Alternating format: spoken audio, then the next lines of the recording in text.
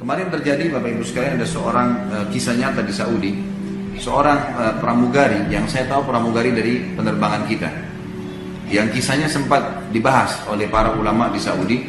Itu setelah dia tiba di Jeddah sakit keras dan sempat koma selama sebulan.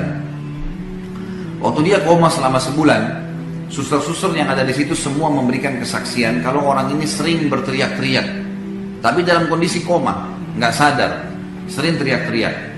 Sebulan tepatnya dari kejadian tersebut, maka pramugari ini terbangun.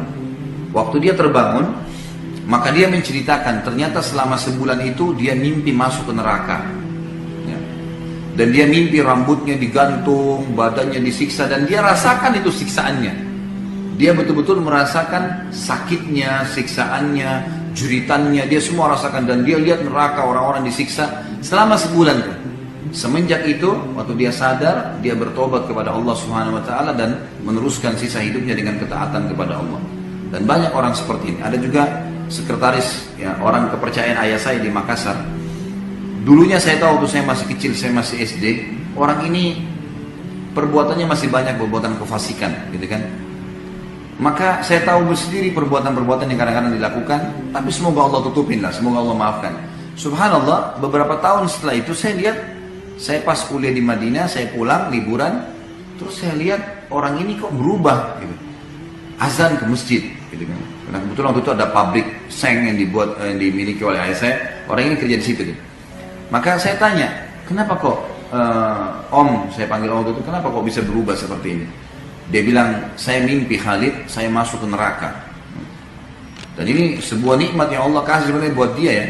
Dan lihat neraka, dan saya lihat orang disiksa, orang dipukul, orang dicincang, orang macam-macam.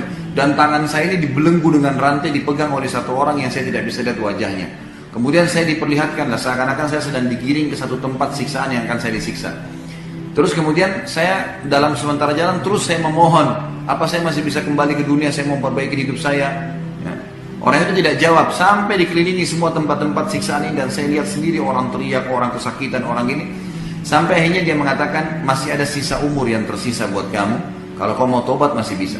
Kemudian dia pun akhirnya bangun dan sadar, mulai semenjak itu jadi menjadi orang baik, dan alhamdulillah sampai sekarang Masya Allah, orangnya sudah dalam ketaatan kepada Allah Subhanahu Wa Taala. Tentu tidak semua orang Allah karunia seperti ini, ya. Tetapi kita ambil pelajaran, manusia yang jeli adalah manusia yang mengambil pelajaran dari orang lain. Cukup.